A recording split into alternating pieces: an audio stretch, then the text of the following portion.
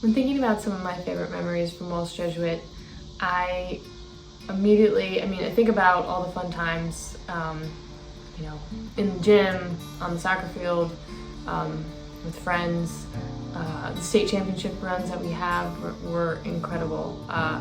But I think my favorite memories stem from experiences with the wonderful and kind-hearted people that make up the WJ community. I think of Mr. and Mrs. Truex, screaming their heads off at soccer games, and then going into science class or whatever the next day and recapping the game.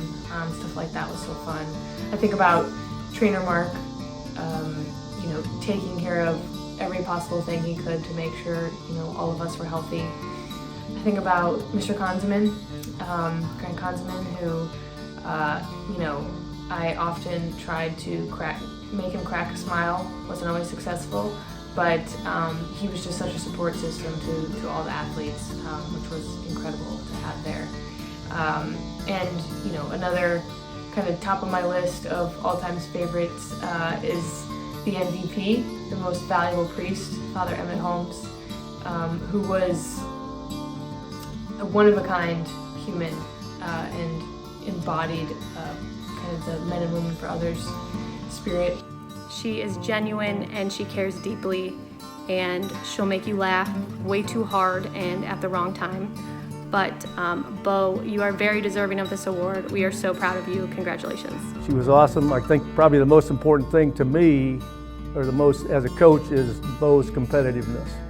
Her leadership and her court awareness was in her hands were phenomenal. Most of the time, or a lot of times, I know Kevin can attest to that. Some people got some skills, but they have trouble with the ball in their hands.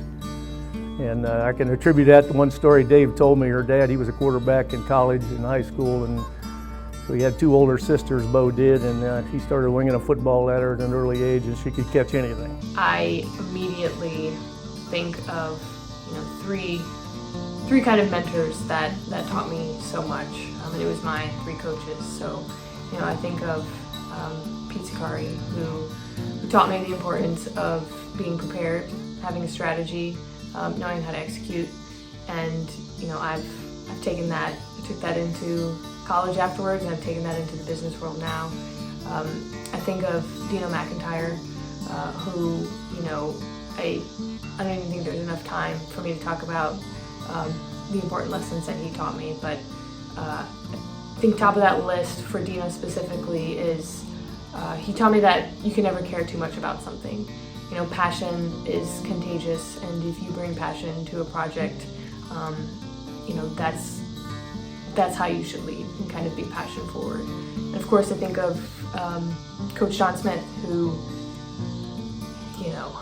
just one of the best guys, just how to be a good person, how to care about your teammates, and how to always look to the future and be optimistic about it. Hey Bo, this is Big J. I am so excited to be doing this video for you. I always knew this day would come. I can't say enough about you as a person, as a student, as an athlete, and you also happen to come from one of the greatest families. And I think my first big memory was the state championship game, and you came in as a scrawny little freshman, and you hit some of the biggest shots for us and were a huge reason why we won that game. She had 19 in an overtime win over at Hoban, and we were down 15, 16 points at half. She had 9 in the third quarter to bring us back. The next year, she went coast to coast in the last 5 seconds, scored a bucket to beat Hoban.